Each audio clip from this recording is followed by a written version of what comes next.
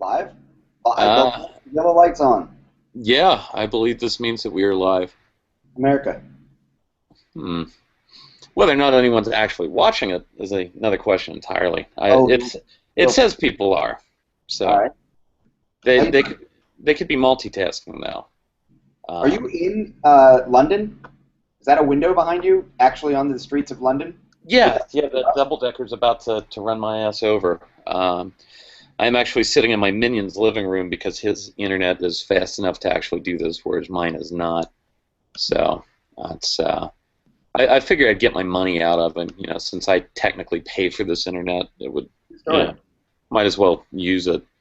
So, for those that don't know, I'm John from Ballistic Radio. I generally don't do video, especially not live video, because I could, say something dumb and it'd be embarrassing. But um, we're going to sit down here with Mr. Rob Pincus and talk about the 12 new DVD releases that the Personal Defense Network is putting out. Rob, I appreciate you joining me today.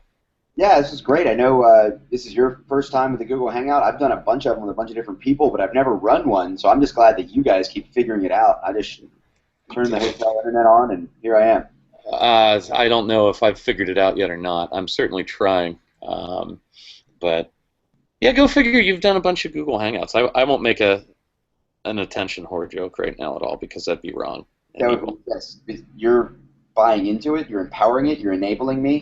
To Ah, criticize it now would seem awfully poor form, sir. well, that's true. And I actually do like enabling people to participate in bad behavior. So that's actually most of my motivation in life. All right, But fair enough. yeah, Challenge accepted, sir. okay, perfect. I'm Um, drinking a $7.50 bottle of water, so I already blame you for that. wow, wow. Are you going to be able to swing that, Rob? I mean, are sales up right now? Is that going to work for you? This will cover one bottle of water. Okay, good. Um, Probably not true. Probably not true. wow, I wish I had that good of a margin on the shit I sold. Yeah. Uh, So maybe this times 10 and plus tax. there you go. Yeah. Well, and there's like that excise tax and all that. Anyway, hotel bottles of water. Like I don't even get to buy the $7.50 water unless I pay them to stay in the room. That's a nice racket. We should open a hotel. We could open the first tactical hotel. No, Be they're like, taxable hotels. They're not. It doesn't work. we need to make it more accessible to the public. Just, it would be a normal hotel just with more Velcro and multicam. And other than that, it's golden. I like it. Yeah. Hook side. People have to bring their own loop side. We'd only have the hook side because the hook side's easier to disinfect. That's it. That's it right there. All right, let's talk about DVDs real quick. Yep. Since you guys have 12 of them coming out in a relatively short time period. 14 all released last week onto the online training store. So the way the DVD series works is we have, I don't know, we produced over 80 DVDs since 2005. And obviously Right. it's not just me, we got a lot of guest instructors, a lot of the guys, a lot of guys who've been on Ballistic Radio.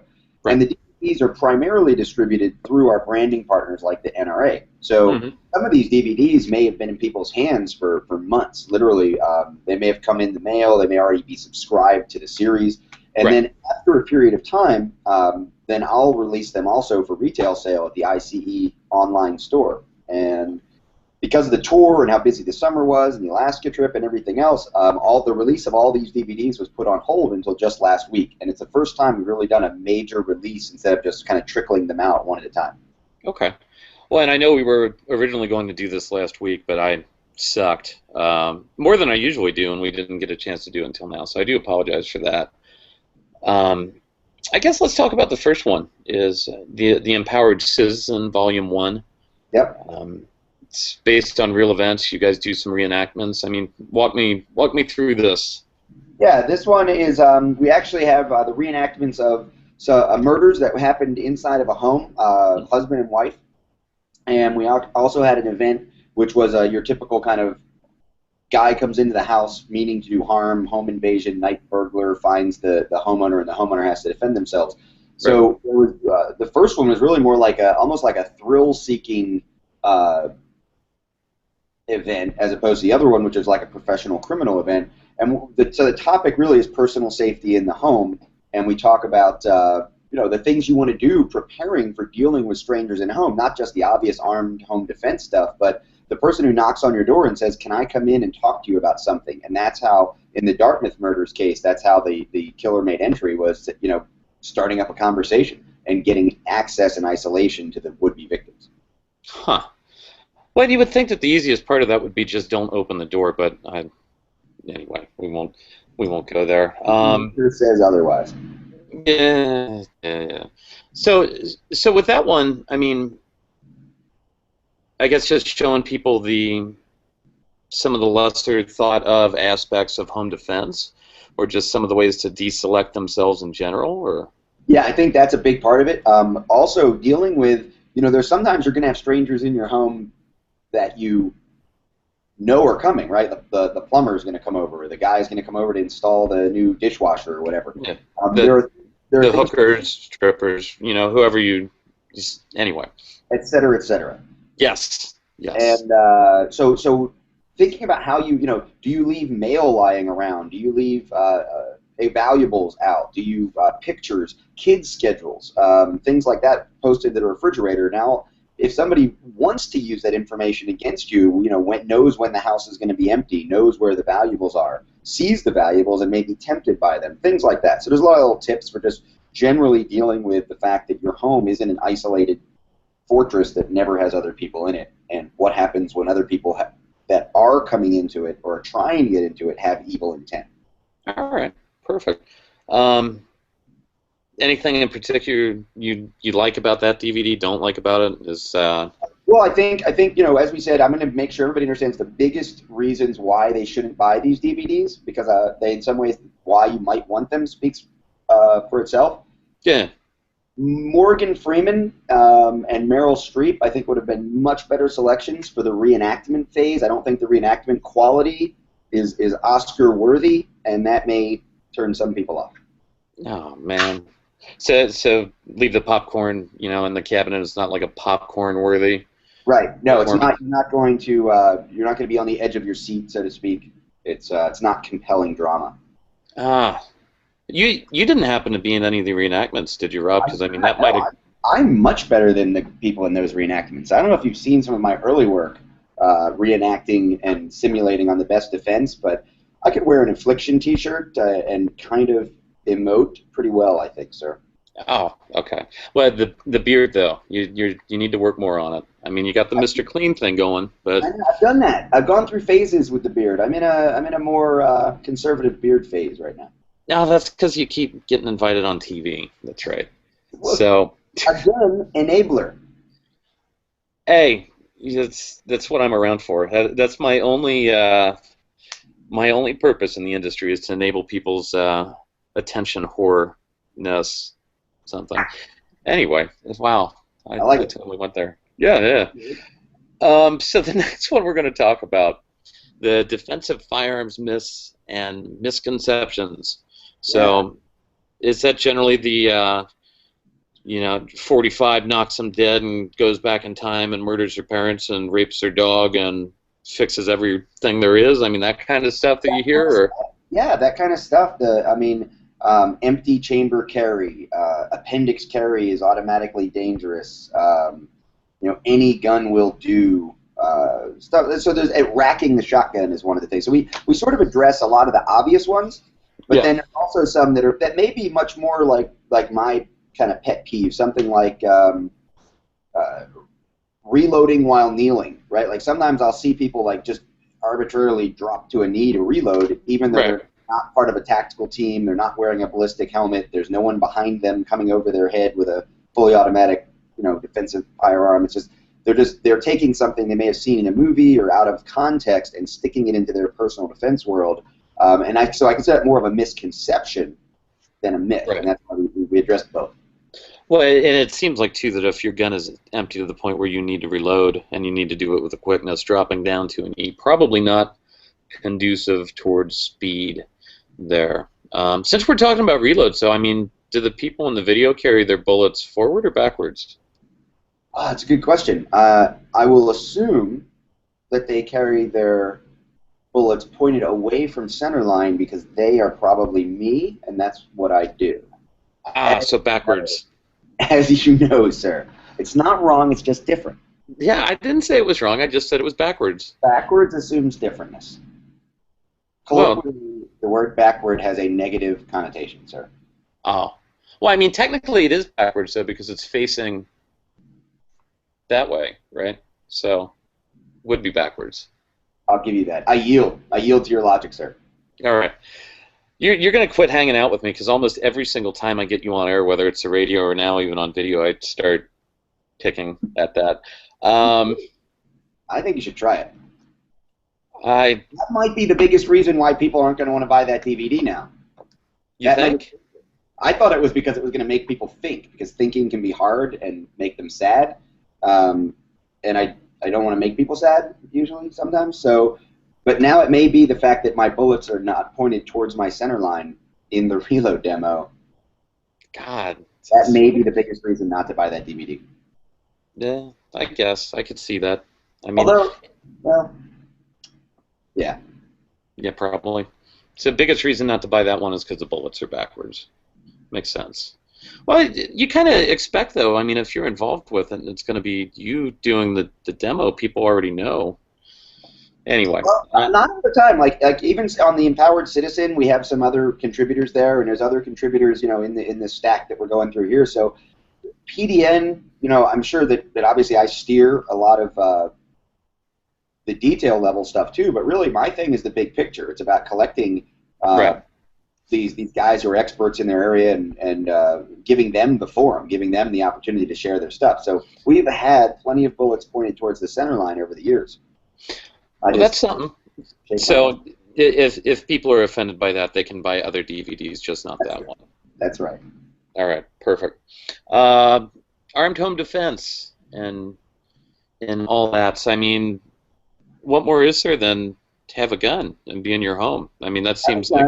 And be in your home. I'll tell you this. Here's an important thing. I would change today. I would change this title. I made the decision like 2 months ago. Mm-hmm. I'm no longer talking about teaching people to defend their home. All right. I don't do that. I see companies do it, and as we move forward, you'll see it even some of the Personal Defense Network stuff. We're not talking about defending your home. We're talking about defending yourself, being prepared to defend yourself or your family inside your home. So this isn't about perimeter defense. It isn't about the hyperbole. One of the myths and misconceptions, the hyperbole of castle doctrine. You know, if somebody puts a toe over the threshold of my home, I can shoot them. That kind of stuff. Like, right. So this is a collection of information, and I think a very comprehensive collection of information covering everything from better locks and reinforced doors and barricading through staging a defensive firearm to using it, using other defensive tools, including improvised tools. I think Battle of Jack Daniels is one of the examples I use in one of the segments. Bottle of water. I mean, you could if the Wicked Witch of the West breaks into your house. True story. True story. Did you see that? The funny, you know, that whole ice bucket challenge thing. Did you see the picture, the video clip with the Hillary Clinton does the ice bucket challenge? I did not, but I've got a funny story about that too. Please continue. But it's the clip from The Wizard of Oz where they throw the bucket of water on the witch. Oh. I thought it was well played. That's great. See, I'm still waiting to my sister challenged me to do the ice bucket thing.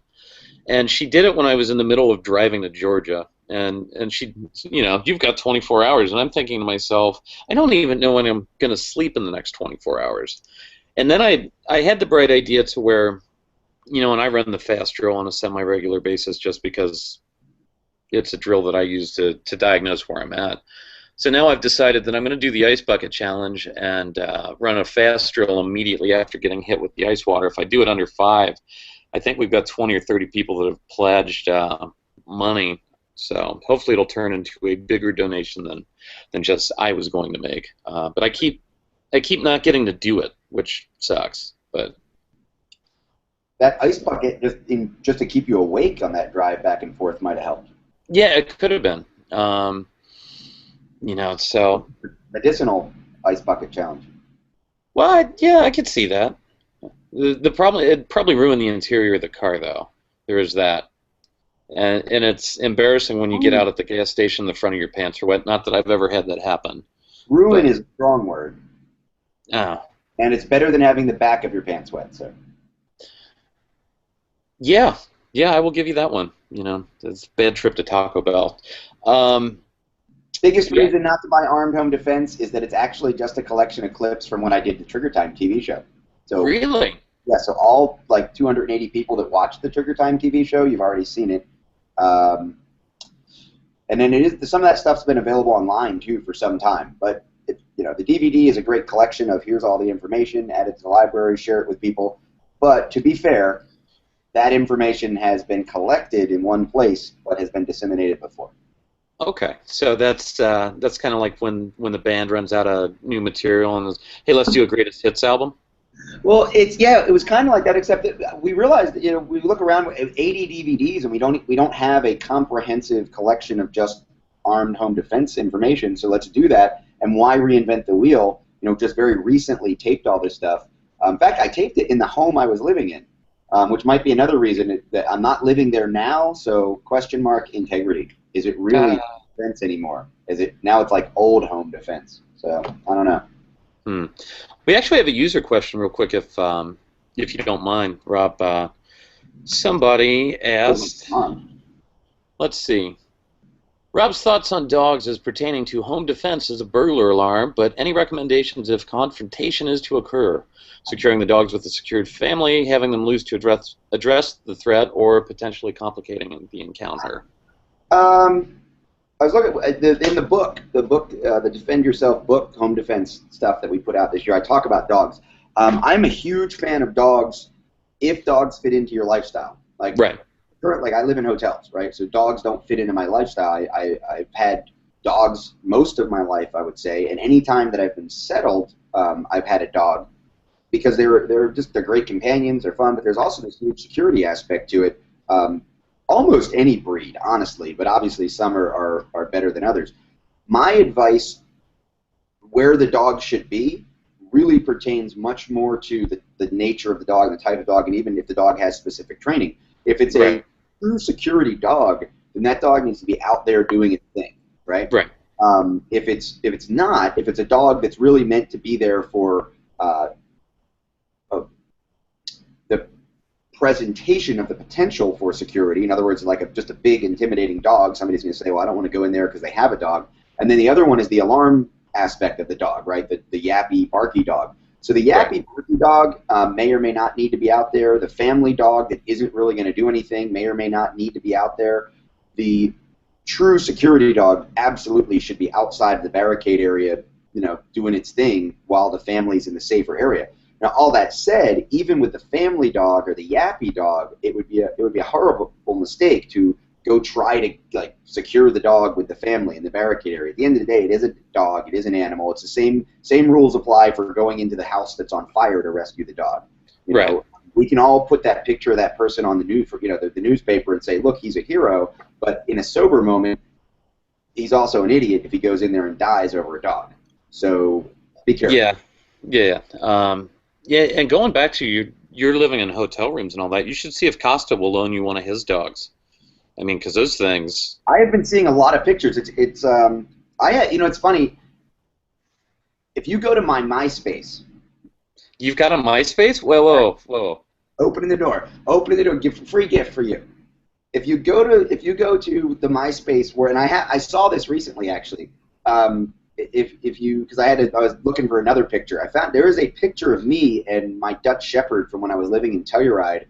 We were hunting in northern Colorado and kind of up on a mountain. And so it's a very nice selfie. It's an early selfie back in the MySpace with me and the dog.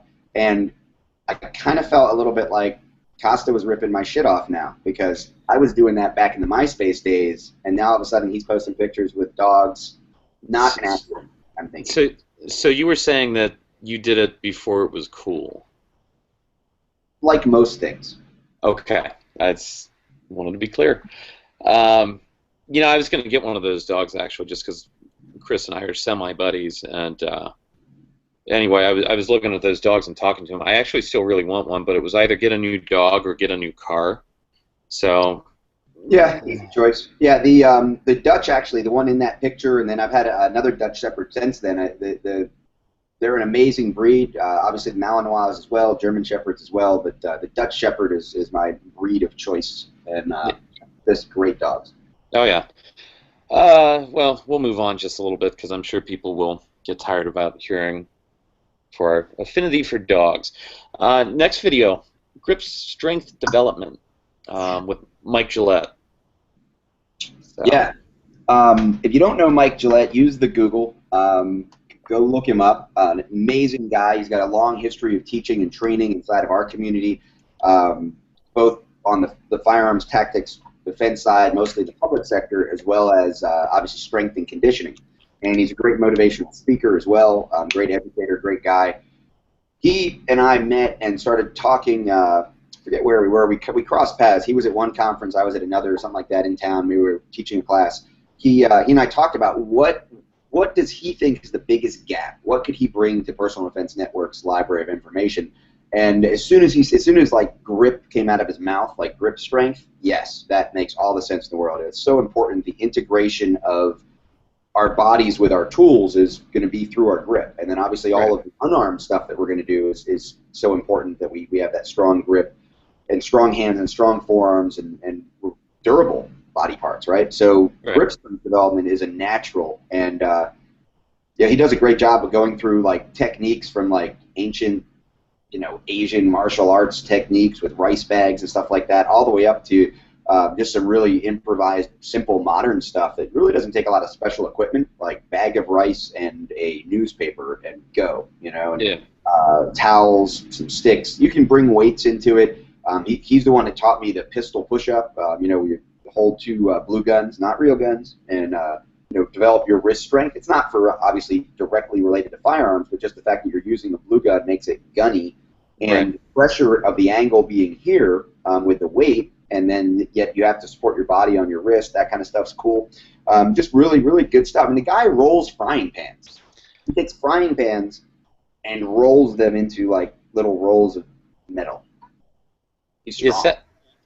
Is that in case like the frying pans come after you one day? No. That's for storage.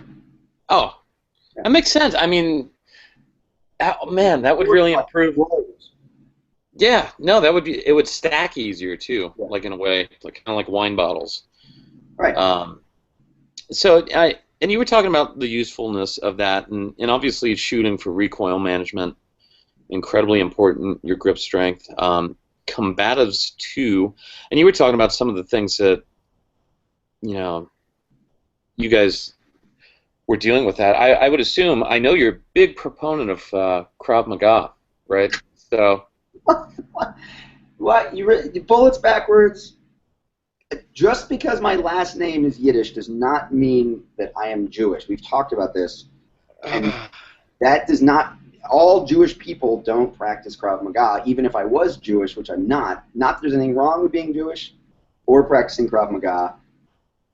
I'm glad we got to talk about this on air. I'll skip forward. I could go further with that, but I don't want to see your anger spot come out on the top of your dome. As far as the grip strength development DVD, I mean, is there any? I mean, that sounds pretty straightforward. I would assume there's no reason that people should not buy that. Well, here's the problem. I actually, when it first came out, I was excited about it. I sent it to a couple people, and turns out you do not actually get a stronger grip merely by watching it. Why not? You have to do work. You have to sort of take the exercises you see and then do them repeatedly over time in order to really see any benefit, and I don't know that everyone's going to want to do that. You know why? You could have fixed this problem very easily with this DVD. You know that, right? All you had to do was get a couple of very attractive, either females or males, depending on who's watching the DVD. I was pretty sure we were going there, and then we went there. That whole fappening thing going on, I figured it You gotta kind of. I had a busy holiday weekend. I haven't had a chance to see if I was involved in that directly or not. No one has said anything. Oh, well, as long as you don't store your naked photos on the cloud, I think you'll be okay, Rob. I'm not going to confirm or deny anything, sir. Oh God. The mental image that I just had is like lovely. Anyway, of me. So moving forward to do the work through watching the video. Mike's a good-looking guy. Okay, I'll tell him you said that next time I talk to him, which will probably not be anytime soon. But he's probably watching right now. No. And I'm in the video. No. So moving forward, we've got let's see, defense and off-balance positions. So is that kind of like if you're doing like anything with a hay bale or a barrel or something like that? Yeah, but let's say you're jumping a hay bale and you trip. Does that happen often? No, come on. And then you find yourself in an unorthodox off-balance position while someone who was hiding behind the hay bale gets you. It's just the whole reason you jump over the hay bale in the first place is because if you walk around it, you're walking into their trap. Huh. That makes sense. So that way, if there's a little person hiding behind the hay bale, Chucky is there, and he's going to get you. So, anyway, who'd you do that one with? That was Omar Broussard. Omar Broussard, 10X Defense. He's a chief in the Navy. He's getting ready to retire, actually. He's had a great career teaching combatives for over a decade inside the public sector. He was with one of the Tier 1 commands that was stood up for helicopter visit, board search, and seizure missions back during the last decade. He was a lead instructor there, and now, of course, he's taught inside of the private sector as well for quite some time. Great instructor, amazing communicator, and he decided to tackle the topic of, okay, so you've got your preferred stance, and you can defend yourself and block and strike and access your gun and access your tools and all that, but let's do the DVD on what happens, like when even just being in the chair or being knocked out of the chair or being grabbed from behind and pushed forward, just being in any kind of a compromised position and needing to fight back out of it. Okay. So you said he's a chief in the Navy. I assume Navy SEAL then, right? That may be the biggest reason not to buy the DVD. It turns out that not everyone in the Navy who's also an instructor in our community is or was a Navy SEAL, unfortunately, to include Omari. Shit, man. That's the chief, so it sort of balanced out, but that may be the biggest. That's the biggest, not a Navy. Was he in the Coast Guard at least? Not that I'm aware of, although I have seen him in the water. I've seen him swim. So he swims? Well, okay. There's that. It was swimming-like. It was swimmish. All right. Well, I guess that's something. I don't know, though, if I could take advice from a dude that wasn't a SEAL and wasn't in the Coast Guard either. Also, I wasn't a Navy SEAL. That I already knew, Rob. So, fair enough. Yeah, you know, you don't have the look. I got boarded by the Coast Guard once on a boat. It sounded weird. I'm phrasing. Oh God! There was a boat I was on. The Coast Guard guy came on it. So wait, the Coast Guard guy came on the boat after he boarded you. Yes. All right. We should probably just stop and. We found that everything was in order, sir. Sorry to inconvenience you. I got one of those. Oh, God, Rob. You're never going to do this with me again. I can already tell. Or every week. That might work, too. All right. So we've got Advanced Combat Focus Carbine. Tell me about that. You know, the Combat Focus program is our kind of flagship pistol program. We have applications for the rifle, the carbine. They're mostly ARs and AKs, but every once in a while somebody shows up with like a bullpup or a lever action or something crazy. A couple years ago, we released the first DVD in what is now a 2-DVD set, the fundamentals of the Combat Focus Carbine and now the advanced stuff. So this is what I would consider not fundamental information. If somebody has a defensive carbine staged in their home, I think there's a fundamental set of information they should be responsible for, a set of skills, a set of techniques, drills they should have to use for practice and things like that. That's what we cover in our fundamental courses. Then we have our advanced courses, which are not different techniques, but really expanding the circumstances under which you can apply the fundamentals. And that's what this DVD is. Okay. I'm trying to think of something smart to say to that, and you didn't leave me anything there, Rob. I don't know what to do with that one. As far as we could have a completely tangential conversation about whether or not a long gun is an appropriate home defense tool, which I think it is, and I actually had a big giant argument. Did you see the Leghorn article? There is something that someone I've been sent a link for like 700 times in the last 2 weeks about was it Truth About Guns? Yeah. Saying that rifles are bad. Well, so what happened there was Nick Leghorn, who writes for them. I want to say his first name is Nick, and I've never met him. He could be a nice guy, and I'm sure he is a very nice guy, and I'm sure that he's got intelligent things to say on a lot of different topics. But I read the article, and it was funny because his end conclusion was that a pistol was probably the best option for most people for home defense. I didn't disagree with his conclusion. I did, however, disagree with all the retarded things that he said in between the first sentence and the last sentence. And then I made I don't know if it was a mistake because my metrics sure went up after I did it, but I posted a link to the article and I pretty much said, well, this is semi-garbage, and oh my God, you'd have thought I killed Mother Teresa on air.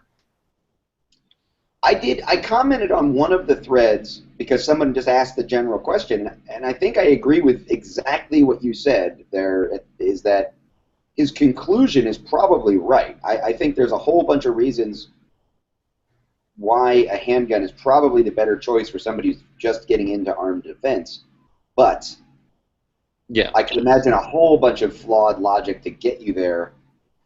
Well, my favorite part was... and it doesn't mean that a rifle is a bad option. It just no. means if I have to choose between rifle, shotgun, pistol, I'm probably going with a pistol for the beginner. Yeah. Well, and I've got both. I've got all three available to me if I want. The part that killed me was when he said, and you can stick a handgun in the waistband of your underwear if you need to hold it. And I'm like... No, you can't.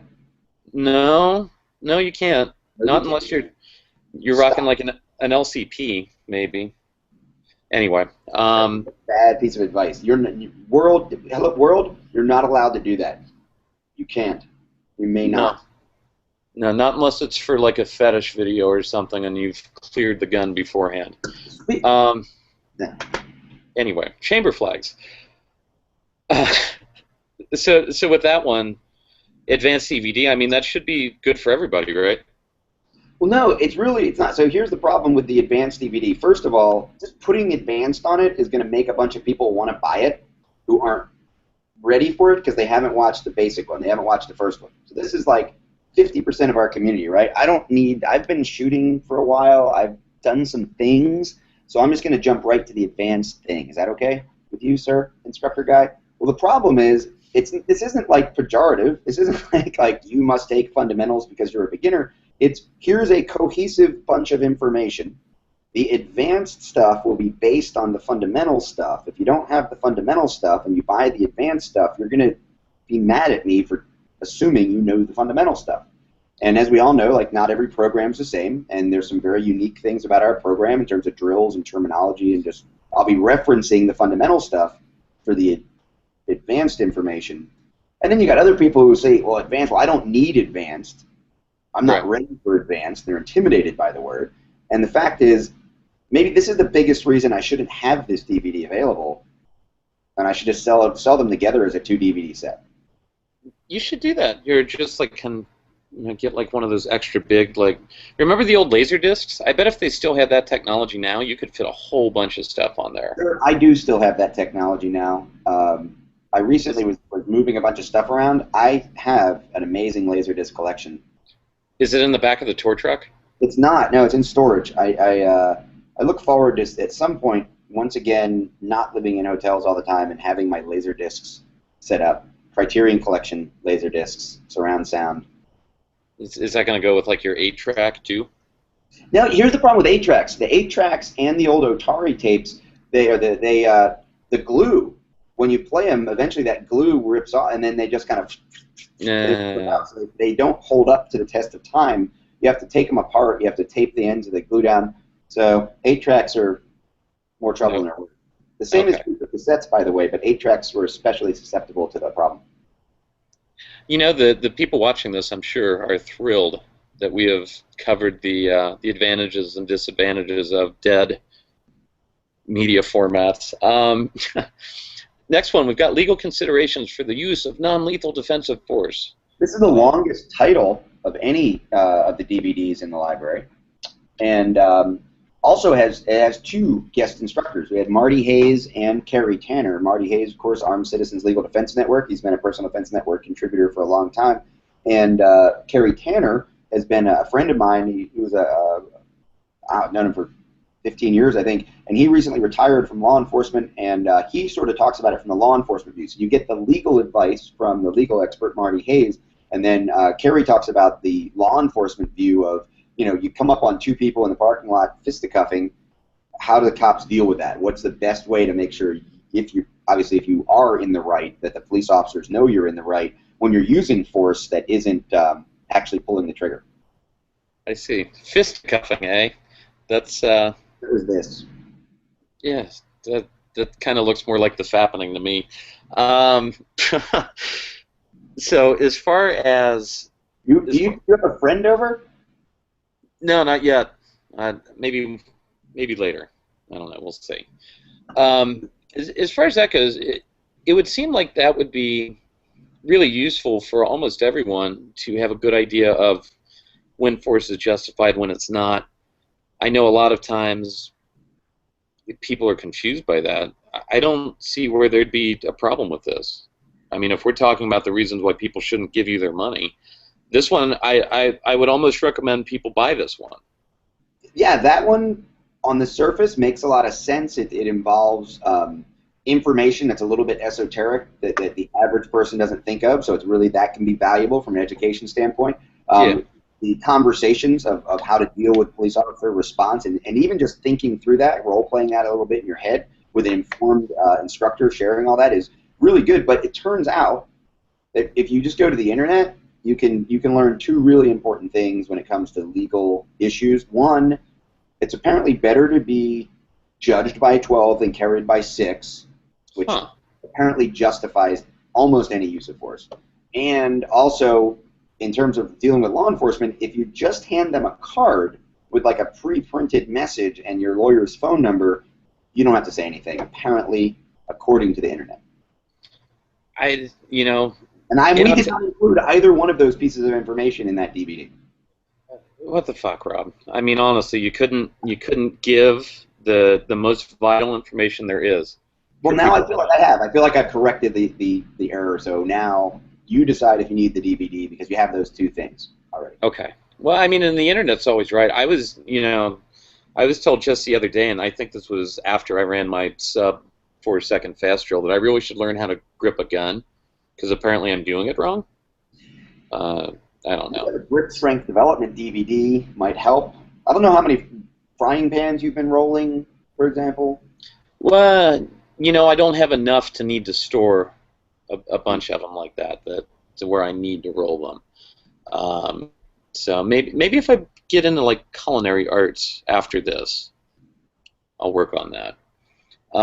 So we got a couple more. Backup gun selection and training. Please.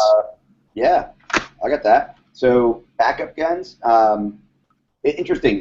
Grant Cunningham, not on this DVD. I'm on the DVD. Grant Cunningham just recently wrote a great article on the fact that maybe all this talk about backup guns and 2 is 1 and 1 is none is a little bit, I don't know, egregious, and it plays to the more Walter Mitty sort of approach to the personal defense, and this may not be as big a topic as we need it, as we think it needs to be, and that may be your biggest reason not to bother buying the DVD.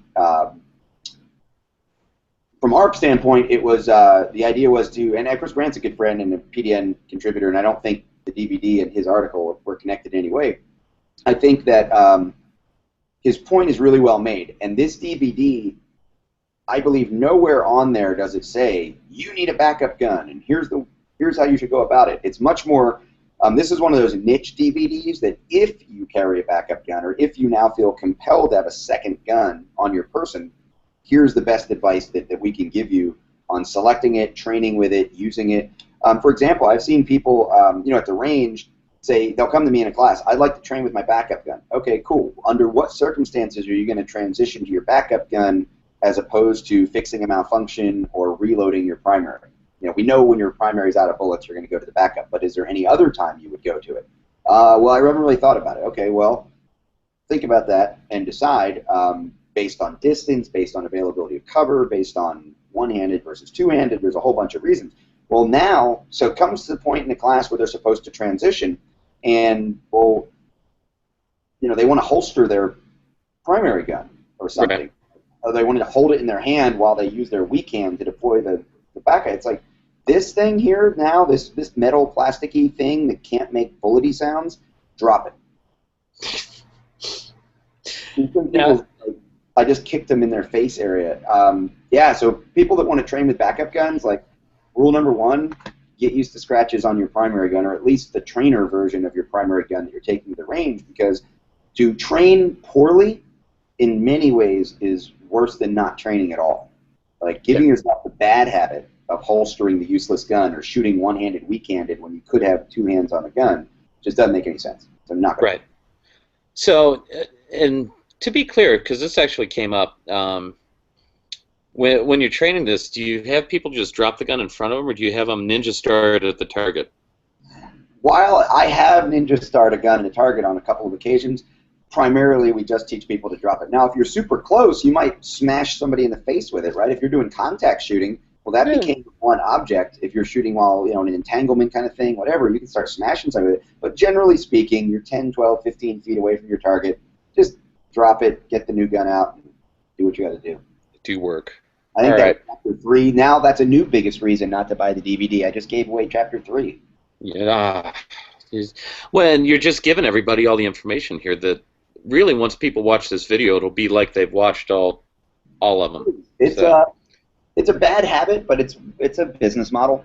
Yeah, I guess that's working okay for you. I mean, the hotels look nice, at least. I can afford water. Hey, well, really expensive water, too. So we've got interactions with law enforcement while armed. This is like... That title's pretty long, too, Rob. It is, well, because legal. Anytime we get legal involved, we have to be very specific, according to the lawyer people. So here's the thing with this. This is all about and we worked with a law enforcement officer out in Washington on putting us all together. He did a lot of the role play stuff for us. There's a lot of very important jurisdictionally specific information on, you're driving in your car, you get pulled over, do you show you show your permit, you have a legal obligation to notify the police you're carrying a gun. It's that kind of stuff, right? Same thing, concealed carry permits. Some states may require that someone tell an officer if they're in contact with them that they're carrying a gun. And in many places, it's just considered common sense and a good idea to make sure everybody knows if you're not doing anything wrong, then you're not doing anything wrong. So this is not the legal information of what you must do by any stretch.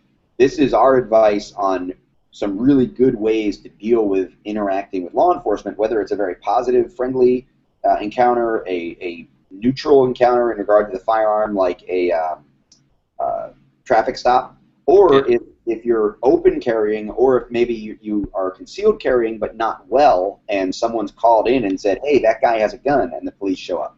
So this is all about like the best way to handle that situation, first and foremost without getting shot, and then secondarily without getting arrested.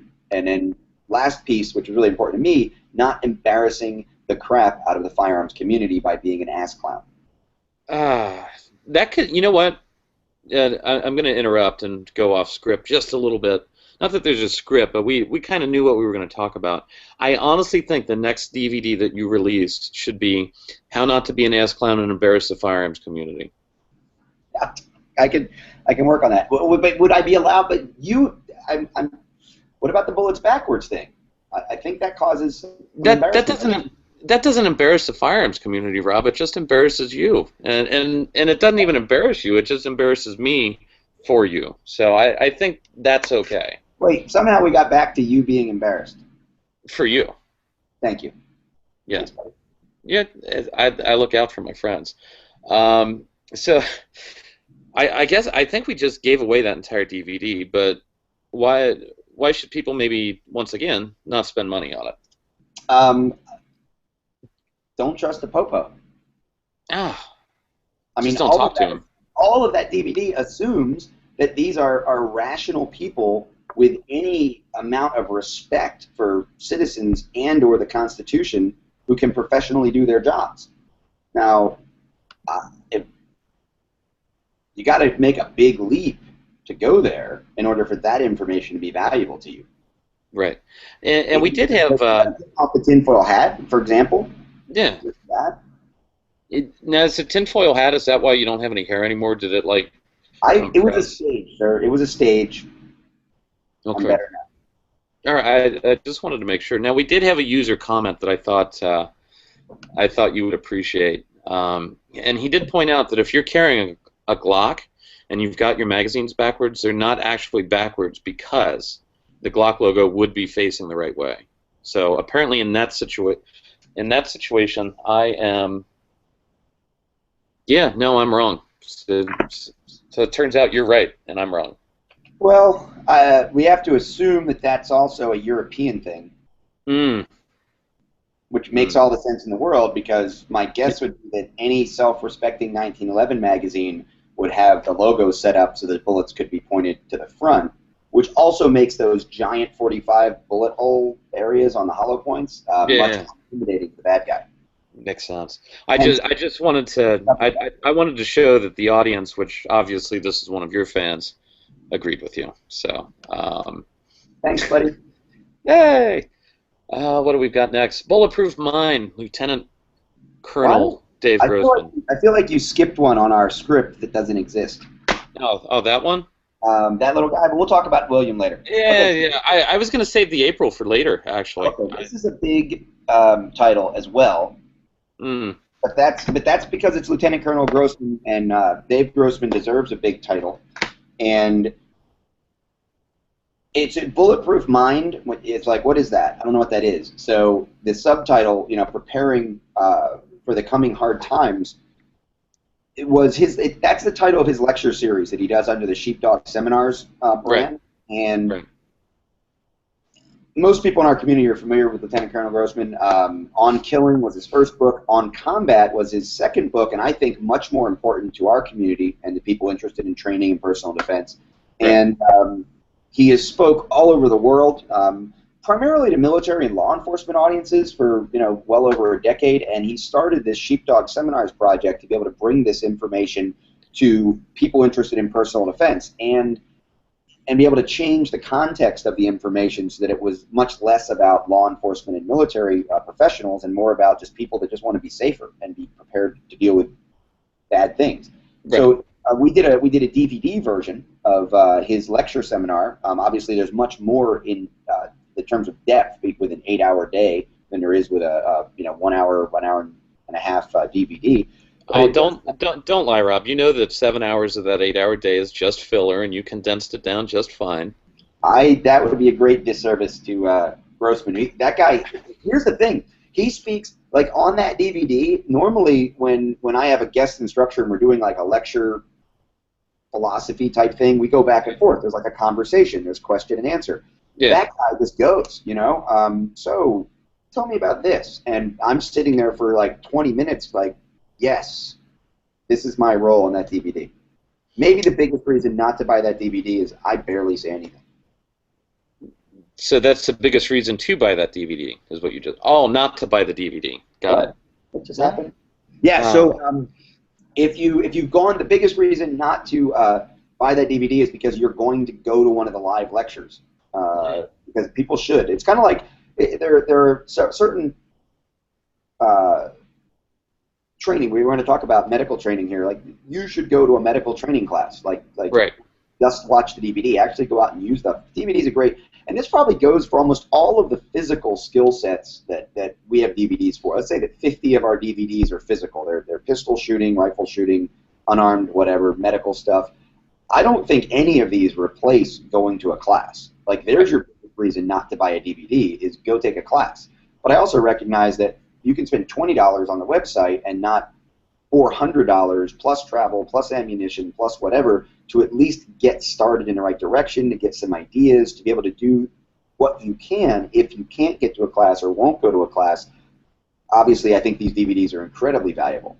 This is one of the rare ones where there's a lecture DVD, a concept-based DVD, where you actually can go sign up to see the lecture. You know, Grossman travels about as much as I do. He's all over the country teaching these sessions. Go to one. Like, right. Go to that. And if you can't, or there's not one near you, cool. Get the DVD, and you may be inspired enough to get on a plane or make the drive or go find him somewhere, because it's that good and he's that compelling. Well, and it's funny. That's an interesting point you bring up. And as much as I like to, in fun, bust your balls a little bit about certain things, I think that it's incredibly important for people to become motivated and interested in taking a role in pre-need planning and decision making, which is honestly the biggest value I see out of all this. Is it allows you to go, okay, hey, I've got a deficiency here and I need to work on it. And like you said, go and seek further training and all that. Yeah.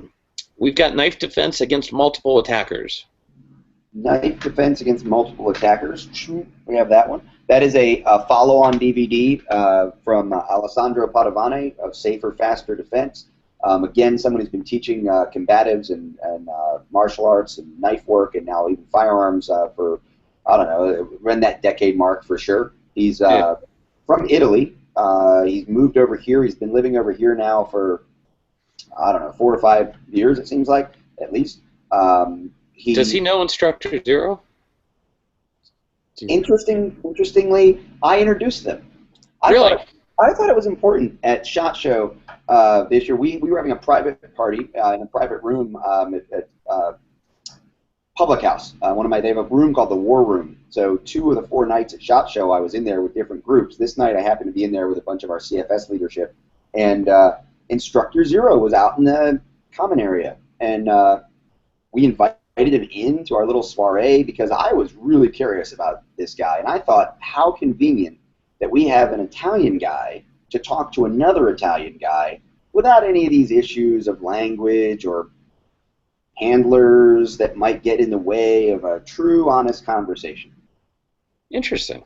It wasn't. And it's funny because when I first started seeing Zero videos around, I thought he was Swedish. I don't know why I missed the Italian until later on, but yeah. It is moving away from that and back to the point. Yes, the point is that Alessandro is a great knife defense instructor. He's got some good concept pieces that I think really make sense in terms of efficiency, and his unarmed skill obviously serves as the background and the basis for then integrating the knife and being able to explain to people, sort of why he suggests what he suggests is one of his marks as an instructor. So this DVD was, it's hard to take a knife is a pretty fundamental, like, it's got an edge, it's got a pokey part, you're going to do the pokey thing, you can do the slashy thing, and good. You can kind of go this way, you can go that way, go this way. The advanced knife stuff that I've seen is really artsy. It's like martial artsy. Right now you're like, oh, you grab his pinky and twist back, and you come over the top, and you do this, and then you block, and you count it. It gets really crazy if you go into advanced knife techniques, right? Right. So I agree on that. And so the idea of an advanced knife DVD didn't make a lot of sense from a practical defensive use standpoint to us. But what did make sense was to change the context of using a knife to defend yourself, and he went in the direction of multiple attackers. So the thing is, like, it says knife defense on it, but if we could send that DVD out and just defense against multiple attackers, you get so much information about if two guys, if you're defending yourself unarmed, if you're defending yourself with a stick, if you're defending even with a gun, just some of the pre-contact or pre-physical contact stuff. Once you know you're engaged with multiple people, the positioning things, all that stuff was really, really valuable, I thought. So great DVD. It does center itself around knife defense, but it's really about dealing with multiple attackers in close quarters. Okay. So you mentioned he's Italian, you said? Yep. Was that a problem at all, out of curiosity? There's an accent there. And just a little one, though, right? Biggest reason not to buy this DVD, if you're a woman, you're probably going to get a little bit of a crush on Alessandro. Oh. If you're a man, you might get a little bit of a crush on Alessandro. Or if your woman is within earshot of you watching the DVD, yeah, you're going to have a problem. Okay. Yeah, the biggest reason not to buy the DVD is Alessandro's accent. I see. That's a nice way to say it. I'm not gonna ask you, how you figured out that if you're a man, you might get a crush. I've seen it happen. I've been standing on the range and watched bearded men. What? Was that because there was a mirror next to you when it happened, or? I don't even claim this is a beard most of the time. It's maybe when you grow up, one day. When I get older. Right. Even though you're like 50 years older than I am, I still made that joke. Wow, 50 years. That was mean. We've got. Can you see that? Right? Where is it? There it is. I have a beard in this picture. It's like a big, cool guy beard. It lasted for 6 months. Oh. And I was only on a bet. It was on a dare, and it was 4 months. I see. I'm not gonna comment on the fact that you've got a photo of yourself right there, handy to reference. Book. It's the publisher picked it. Did you see this? They put a single action SIG competition craziness on the front of the first printing of my book on defending yourself while armed inside the home. Have you ever shot a SIG before, Rob? Yeah, but never would I. I mean, it's like, did you read the book? So the good news is the book is now it's in Walmart. It's all over the place, and we very quickly got through the first printing, and now there's an M&P modern striker fired. Okay. Well, and the problem with that single action SIG is that in that condition it wouldn't go off. But anyway. Don't even get me started. At least the bullets are the right way in the gun. It's not an HK. Immediate emergency medicine with Caleb Causey from Lone Star Medics, and Caleb's actually a good friend of mine, so I'm interested to hear about this. I was out with him a couple days ago in Fort Worth. We met up with him. He introduced me to this whiskey, TX, Texas TX, being distilled, I guess, right in the Fort Worth. They're doing some amazing, cool stuff with the bottles, but most importantly, the whiskey inside was delicious. So we got to hang out. We didn't drink any whiskey when we taped the immediate emergency medicine DVD. I've said this last week when we were doing all the online announcements. Probably the most important DVD and the most needed DVD that we added to the library. We had talked about some medical issues here and there. Immediate aftermath of a defensive shooting, for example, we dealt with some medical issues. But this is the first time we've thoroughly gone and dealt with what I think are all the fundamental things that someone interested in carrying a gun to defend themselves should also be interested in terms of trauma medicine. And Caleb's a great instructor, as you know, very, very experienced and very knowledgeable on the topic, and just brings a lot to the PDN. We have that go-to medical guy now who gets the personal defense world. So it was great to be able to work with him. It took us a while to kind of get together and make it happen, but we finally did, and now he's in the Personal Defense Network contributors list, and that's just a really valuable DVD. When it is, too, because I actually carry a medical kit around in my back pocket with me. At all times. It's got some things that I think I may or may not need, purely based off of Caleb's suggestion that maybe I should do that, because as much as people like thinking about, the gun side of things, it's just as likely, more so, much, much more so, that you're out driving and see a bad car accident or something like that. And really useful stuff. I'm curious. As far as that goes, though, I can't think. Once again, can't think of a reason not to buy that DVD. I'm gonna deviate from the script, so to speak, and agree with you. Everyone should buy that DVD. Yep. Unless you don't like drinking water, in which case Caleb's going to offend you. Yeah, if you don't like water or health, or if you don't like blood in your body, you want it out of your body, then don't buy the DVD. All right, perfect. We got one more, and you thought I skipped it on accident. I actually skipped it on purpose. Violent Criminal Actors with William April, who in my mind is probably the defining authority on how to not get selected to be a victim of a crime in the first place. Yep. What do you guys talk about in the DVD? Two areas that I think William really brings huge power to our community. That the area that you just mentioned, absolutely, trying to figure out how violent action is triggered and the nature of the people that are committing these violent actions, and try to help you avoid being picked. The other thing that I think he does that's really important is he gives you permission in some ways.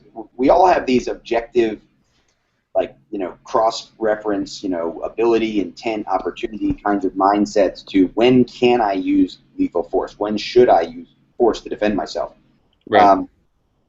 He also takes it another level deeper when he tells you, look, if someone is irrationally standing there telling you they're going to beat your head in with a baseball bat because you parked in their parking spot at the apartment complex, something's already so horrifyingly wrong that you shouldn't second guess the idea that they might actually do it. And I think that lesson and the way he teaches that lesson and the way he talks about that is incredibly important, because what he would refer to as our schema, our perspective, our paradigm is ours. We can't try to apply that to somebody who's so deviant that they will beat you to death with a bat over a parking spot. Like, they have their own perspective and their own reality, and we can't try to rationalize our way of thinking to their way of thinking, or theirs to ours, and we really just need to respond to what we see.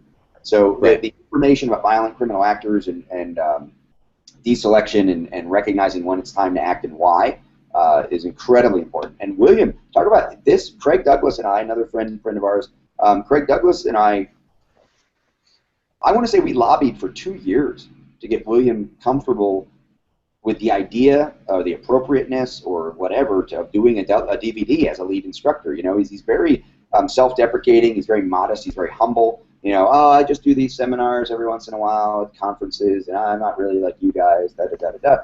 Well, finally, I forget where it was. We got him into town in Arizona, Cecil Birch. I was taking some of them to Cecil Birch, and we come on out, let's do this. And he came out to Arizona. We ended up doing 2 DVDs in one day, which is the first time we've ever done that with a guest instructor. He sat down, I sat down, we started talking about these topics, and we did this one and another one that's going to be released probably this fall. Okay.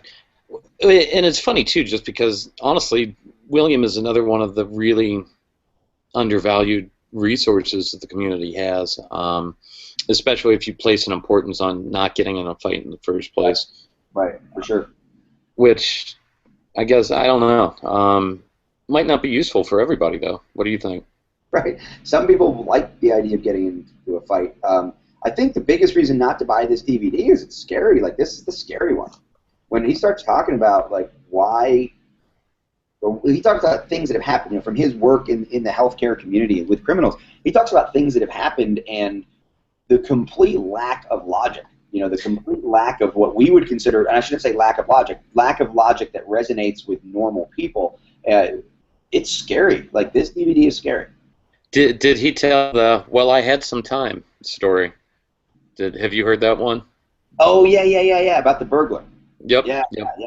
And there's ones that are worse than that. I mean, so this stuff is powerful, and it should be empowering, and it shouldn't be scary, right? We talk about people that are on the fence about personal defense in general, like wanting the world to be full of unicorns and puppies. This is the DVD that helps you understand the perspective of what I always say, that the evil exists. Evil may show up in your world. You need to be ready to confront it. Well, William helps you understand the nature of that evil and the lengths that it will go to be evil. in your world if you let them. If you let them. Well, and I guess if people have a problem with it, they can always kind of watch it like this. And Yeah, yeah. If you do that, or it's mostly like the words, so you could do this. You could. Okay. Just kind of yeah. Yeah. There's Perfect. no. I will ruin it and say there are no actual zombies in the video. No actual zombies in the video. We do have one more. I don't know. It got left off the list. Maximizing reality-based training. Tell me about that. This one, interesting that we're doing it in this format with question and answer. You've asked a couple question and answers. This is Ken Murray. This is Ken Murray's second DVD. We talked about reality-based training. Ken Murray was involved in the development of simunitions. He was the founder of the Reality-Based Training Association for instructors. He literally wrote the book on force-on-force training, training at the speed of life. He lectures and teaches all over the world on these topics. He's the guru when it comes to force-on-force and reality-based scenario training. And we did a DVD, I don't know, a year and a half ago on concepts and what people should look for when it comes to scenario training and force-on-force and how to kind of vet your instructor and try to get the most value out of that kind of stuff. And that led to a lot of questions and a lot of conversation on the internet. And of course, you know, force-on-force training in the private sector is becoming more and more popular now. So this was just really a DVD of me reading questions that have come in to Personal Defense Network, to me, that he got directly as a result of putting that DVD out there. So it's sort of the deeper level, peel the onion back. Why is this important? Why do you feel this way? What are your experiences? What are your observations? What are your theories and concepts as a leader, if not the leader, in scenario and force-on-force training? And it was great to just have that conversation and let him respond directly to the viewers. In directions we probably wouldn't have gone if it was just he and I sitting there having a conversation about what we thought was important. So in some cases, going off on tangents we didn't see, and in some cases asking things that maybe we took for granted, like fundamental underlying concepts that we hadn't talked about, letting him cover them for the novice, for the new person, was cool. It's interesting you mentioned that, because I've got, anyone that follows the show, I recently procured myself a Minion, and he's not new to shooting, but he is certainly on the newer side of shooting, and some of the questions that he asks me occasionally really make me stop and think, just because I've not thought of them in so long, you know. I think that's true. I think that's, and so I wanted, here's a policy I have. No one is allowed to be a contributor at Personal Defense Network unless they are actively teaching. I don't want someone who did some stuff. I don't want someone who retired from a job. I don't want someone who used to teach. Because I think it is actively teaching that forces us to constantly reevaluate what we're teaching if we're doing it as professionals, and also keeps us kind of up to speed on what the students, what the people that are going to buy these DVDs or watch the videos on PDN or read an article at personaldefensenetwork.com, what questions are they asking? What problems are they having? Where are their brains? You know, who's the audience? If I stop teaching and just do DVDs and just do media stuff and just flit about, I will become much less connected with the audience. I'll have, you know, maybe they'll send me that question on Facebook. Maybe they'll critique the DVD. But if I'm standing on a range for 2 days with people using guns, or I'm lecturing in a hall with 200 attendees at a law enforcement instructor conference, like there's feedback. There's immediate good and bad feedback, critique, challenges, questions. Interacting with the audience is incredibly important, and today is a perfect example. Like, this gave me a chance to talk about these DVDs, and you asking the question, sort of facilitating the perspective of the potential audience, challenges me to understand that material better and even start thinking about what DVDs we need to do next time. Right. Well, it's interesting, because I run into that a lot, especially now that I've gotten a larger Facebook presence. Some of the comments that I get are really thought-provoking, and then some of them make me want to gouge out my eyes with a clothes hanger. But anyway, as far as the reality-based self-defense and doing the force-on-force stuff, I mean, I think that's incredibly valuable for almost everybody. Any reason not to buy the DVD? Ken Murray's hair. Ken Murray's hair. Ric Flair hair. Caveat, he has trimmed it up. Like, but at the time we did the DVD, it was flowing golden locks of distraction.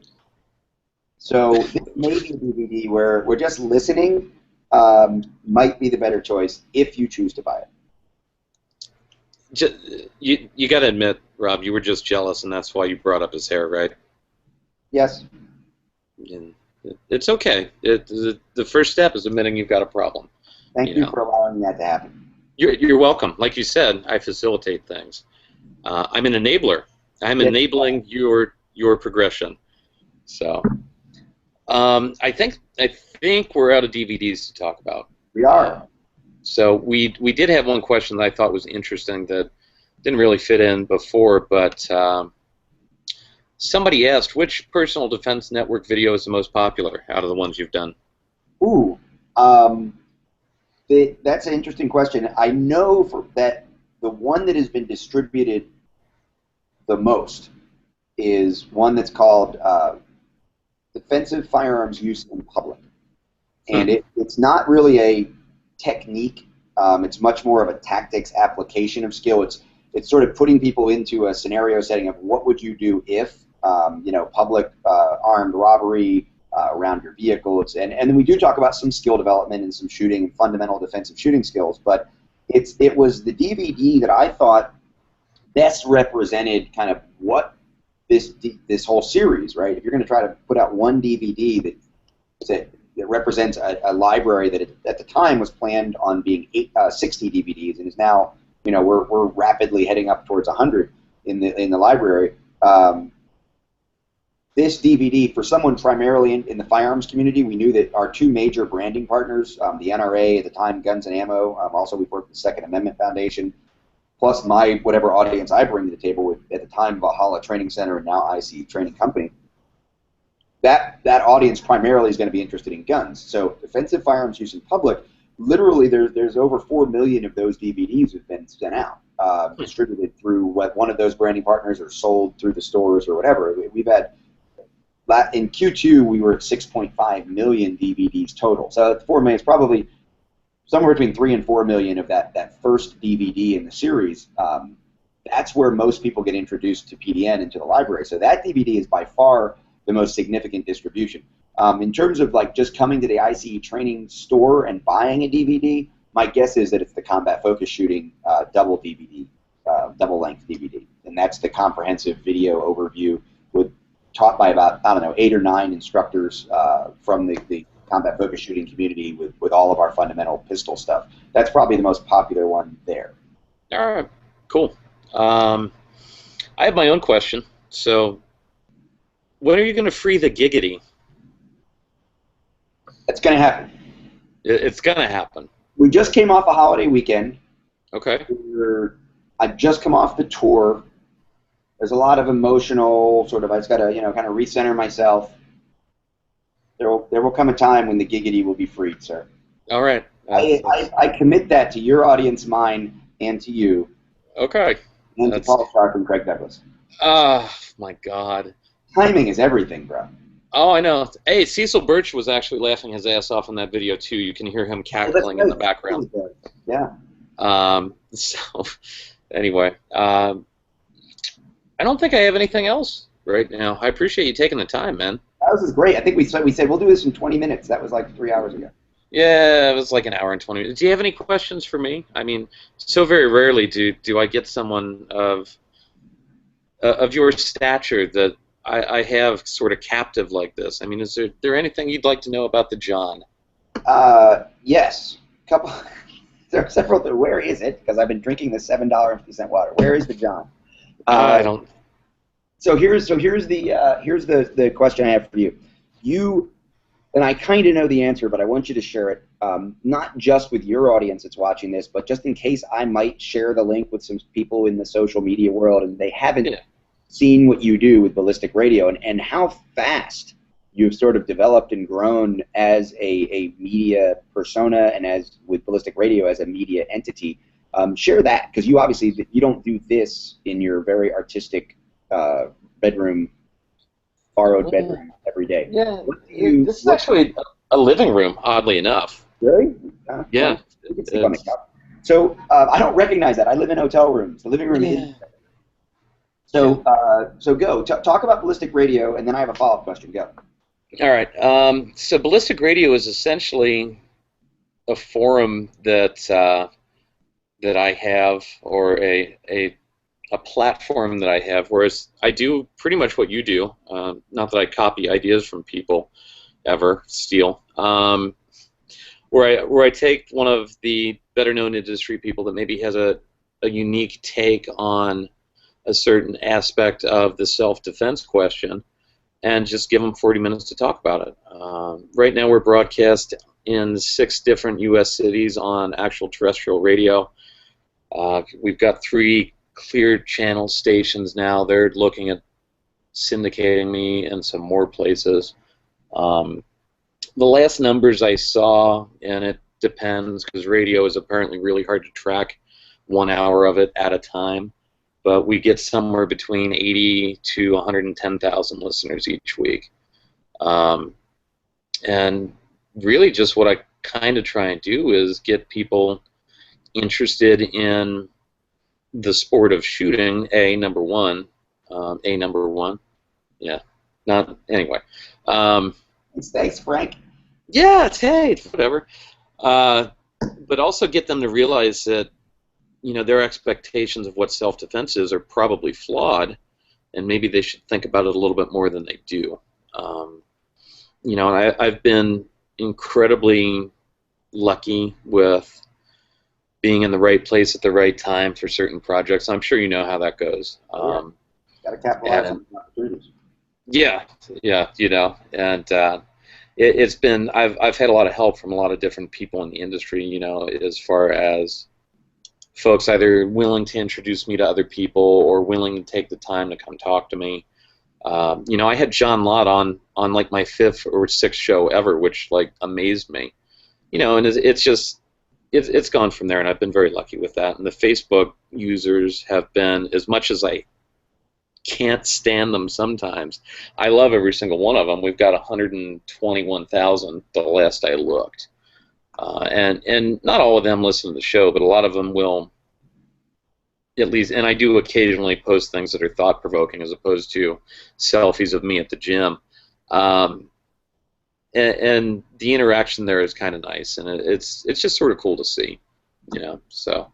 Yeah, there's a lot of really great thinkers that you've had on, some of whom we just talked about. William April is there.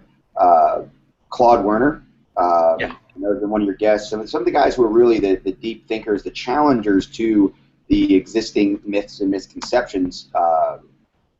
You're very, I don't know how from your perspective, if you feel like you're selective or you go down that road on purpose, but the people that you either had the opportunity to invite or the people that you sought out to invite, I think that they are thinkers, and that's cool. So you also got the podcast version, obviously, after that 80 to 100,000 people listen on Real Radio. You can go to the website and check it out. And why do you do it? That's a really good question. Like anything, I fell ass backwards into it, so I never set out to host a radio show or be a personality, and I actually hate that. I mean, and I play it really well, but left to my own devices, no one would know anything about me, oddly. But the main reason that I do it, and I keep waiting for the email, and I haven't gotten it yet, but I hope that I do. Well, I don't hope that I do, because obviously I want people to not have this happen to them. But I keep waiting for the, hey, I was attacked in my home, or I was out in the parking lot or something like that, and something that you had said or something that one of your guests had said made me think before that, or really helped me in that situation, and hey, I just wanted to say thanks. If I can help one person make it through a bad encounter and make it home to their family, personally, I've had too many friends die, in violent situations, and most of them were military, but, anyway, if I can just make it so that one family doesn't ever have to go through that, that's the main goal, and I'll actually take that one step further, and this is something else. And we talked about this at Polypalooza, but Paul Gomez that passed away. And the very first Polypalooza that I went to, I wasn't doing any of this. And I can honestly say every good thing that I have right now stems from going to that first conference. So a big part of it for me is just sort of continuing, and I am a very poor substitute, and I'm not ever going to say that I'm coming anywhere close to what Paul was doing, but if I can continue that push to identify concepts and allow them to develop and get their own, time in the spotlight, for lack of a better term, that's kind of what I'm trying to do. Well, I think mission accomplished. As far as the specific email that you're hoping you don't get, but also if you got it, you feel like you did something well. Like I get that. Yeah. That may be something that happens at some point, but today you're clearly fulfilling that second goal very, very clearly. You're creating the venue, you're creating the conversation, you're giving people the opportunity like me to come on and share some information that hopefully will motivate people to be safer or give them the piece of information they needed to make themselves safe in a bad situation. So I appreciate it. No, definitely. And I mean, it's interesting too because the information that gets, and you've kind of identified something that every person I try and get on the show has is, like you said, they're a thinker. There are a lot of guests, and even you are one of them, where I don't agree with everything they say, but the fact that a conversation can occur, I really think that through that conversation, and especially through the exposition of differing points of view, is where you see developments made. You don't ever see anything created in an echo chamber. And I think that that's important and something that, the industry, at least, and I've seen it even from like day one. A year ago, to me, seemed very much, here's school A and here's school B, and if you really follow school A, then anything school B has to say is dumb, and I'm not going to do it. It's very much like my Tiger Kung Fu beats your Dragon Kung Fu sort of thing. Sure. Yep. And what I'd like to see happen is more of a conjoining of different ideas and philosophies where people just do what works best for them. Yeah, so I've been in the industry one way. I mean, forget it, like just in the firearms training community industry for close to 20 years. If you count military stuff, it goes back before that type things. In the community, as a member of the firearms training industry and community, I have seen this huge shift to the conversation. This huge shift to like integration, right? If you go back to 2000, the first time I did an extreme close quarters tactics kind of thing where we were really integrating the marking cartridge guns and the unarmed stuff in a class setting for skill development. Those days, and that was in law enforcement world, but in those days, like the DT instructor didn't talk to the firearms instructor, right? And we were trying to break that down and put that together, as were other, but Craig Douglas obviously doing that, parallel at the same time separately.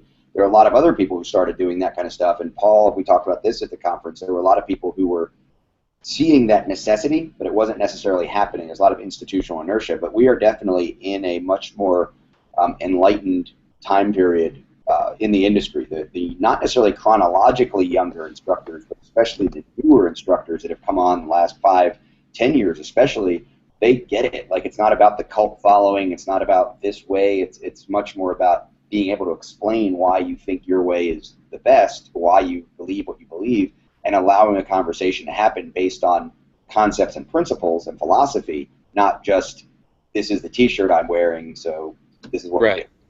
Well, and in fairness, too, I mean, kind of going back to that, and I've discovered this myself now that I actually have a fan base, which is weird to me in a completely separate conversation, but, a lot of times, unfortunately, it seemed like that separateness, for the most part, not always, but for the most part, stemmed from, it was externally created by the people that were watching, somebody talk about something. I don't want to name any specific names, but I'm sure anybody with half a brain could guess some people I'm talking about.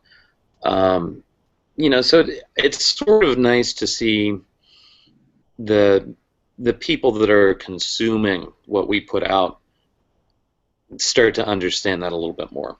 Well, yeah, I think that we're creating thinkers. We're creating people who are challenging. We're encouraging by our behavior and by the way we run our classes. We're encouraging students to challenge our information and thereby challenge other people's information and think critically about it much more than we were as an industry 20, 30, 40 years ago, where it was much more the drill instructor, guys who were in the military or law enforcement.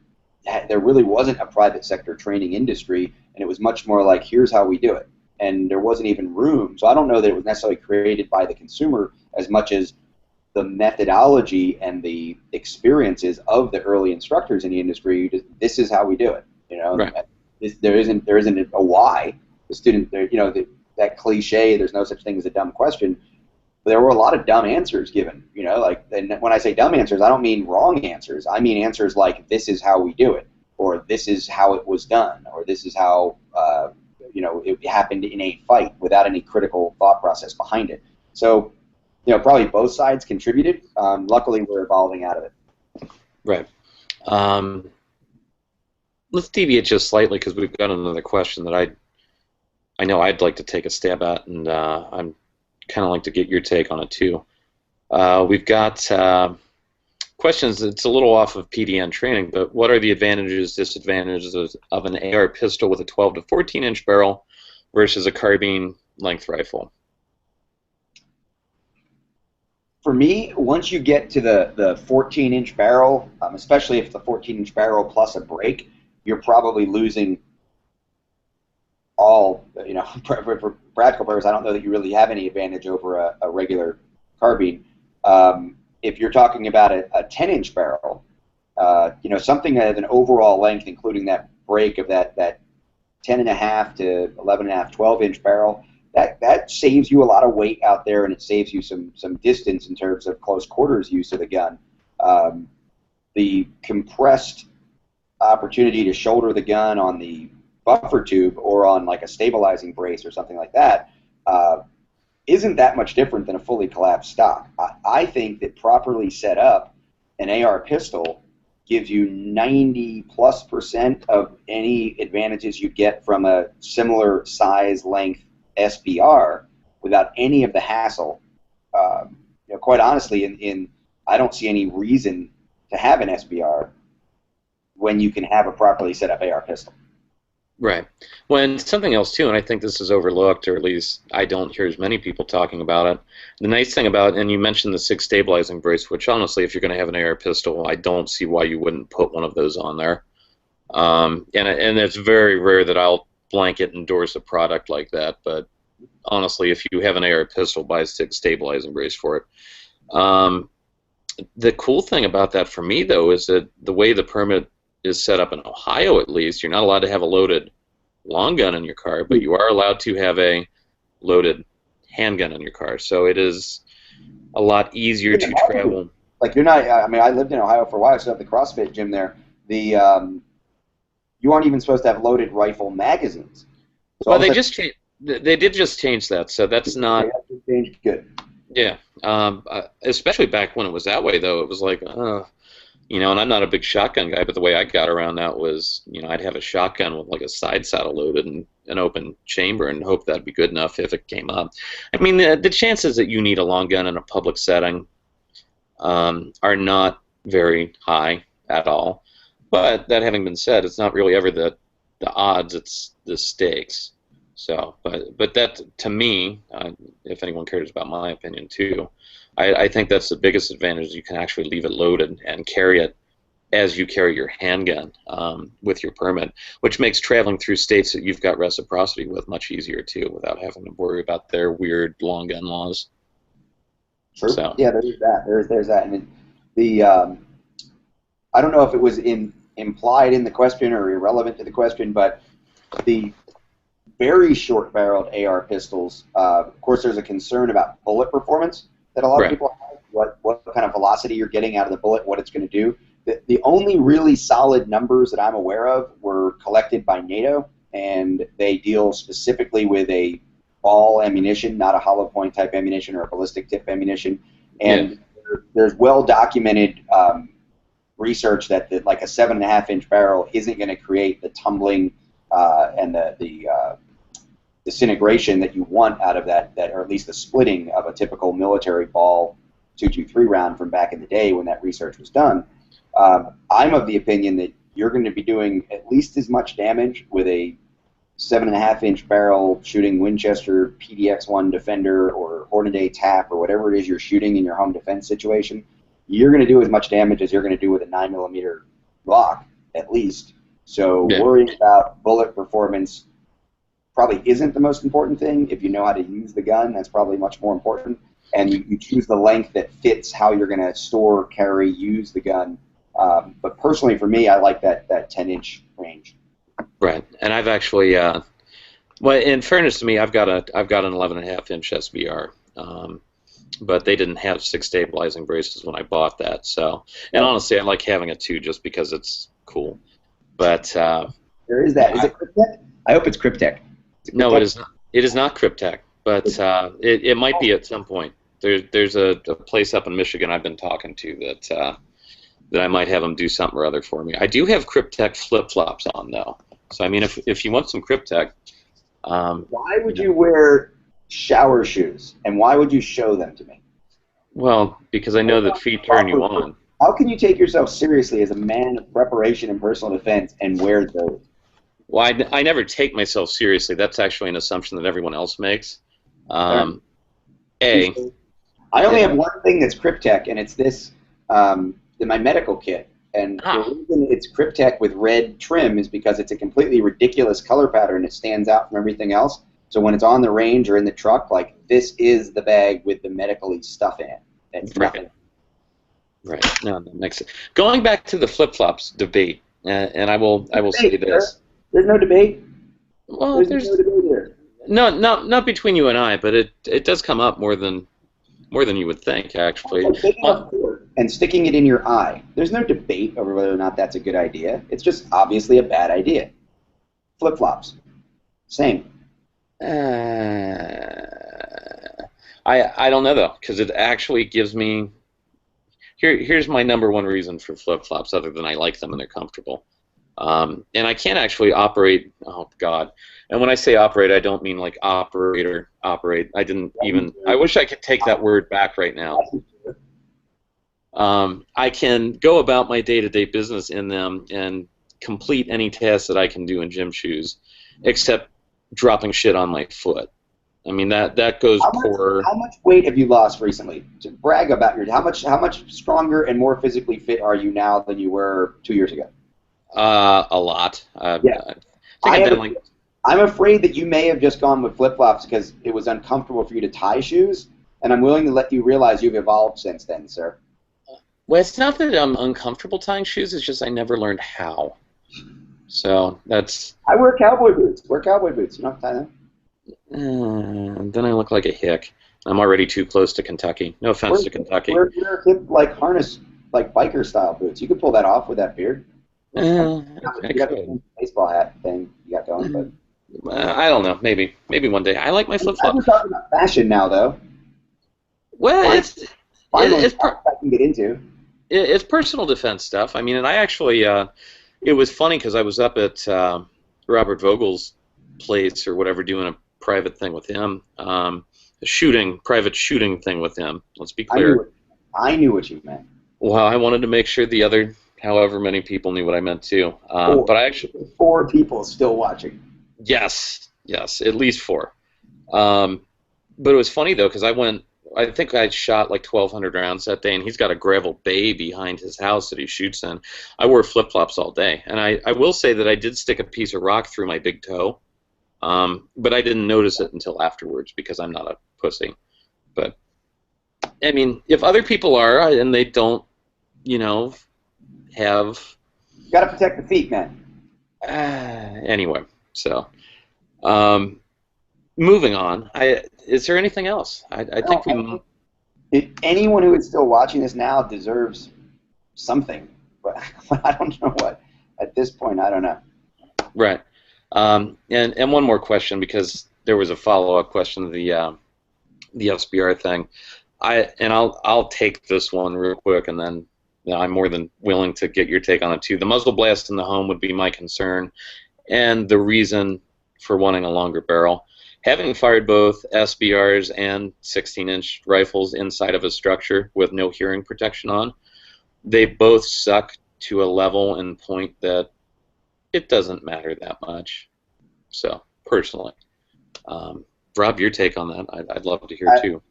I agree, and with the way muzzle brakes have evolved, and when I first started messing around with AR pistols, it was back in the assault weapons ban days, so you couldn't have a muzzle brake on it. Right. And yeah, you get a big fireball and craziness and all that out of like a 7-inch barrel with nothing. But modern brakes, there's a lot of really good options out there. But I agree with you. You're talking about degrees of suck. You're not talking about making the suck go away. Right, exactly. So, and hey, we found the one person in the world that will agree with you on something, or at least bring this up real quick. No, this is great. Watch. Even Pincus recognizes the folly that flip-flops represent. That's from Urbane Redneck. And I will say, and here's a little tidbit, and another reason that I don't generally talk about in public that much, but I can articulate very, very well why I didn't run away when I'm wearing flip-flops, and I will leave that statement pretty simple and just say it that way. That's going on the next Myths and Misconceptions DVD. No, it could. I'm okay with it.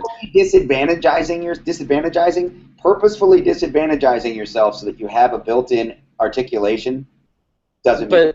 But see, I'm not purposely disadvantaging myself, Rob, because I can't run away anyway. At least this way, I've got a. This is an old you. This is an old you story. This is a yesterday fat John story. Oh, John's still fat on the inside. Fat kids don't run. You know. So. Come on. Maybe you're today. All right. Well, anyway, I wanted to share that. So other than my love of flip-flops, and I will say this, actually, I'm good friends with a guy that is an Navy SEAL but doesn't have his own DVD. I don't know why. He actually does their PT test in flip-flops, which is just amazing. So if you learn how if you learn how to use them properly, they are an option. They're not the best option, but they are an option. Leather and/or some kind of a canvasy mesh material all around the flip-flop with laces. Nope. Properly. I guess. So anyway, hey, you carry your bullets. You carry your bullets backwards. I don't wear shoes. We've all got our little crosses to bear now, don't we? Yes, we do. All right. All right. Hey, thanks. Hey, no problem. I appreciate it. So I will. I'm sure I'll be in touch, and I will pester you more about letting me. It'll show up. So hey, thanks again, Rob. I hope you enjoy the rest of your day. For sure, you too. Thanks, man. Hey, yeah, and thanks to everyone that actually watches this. So you all be safe.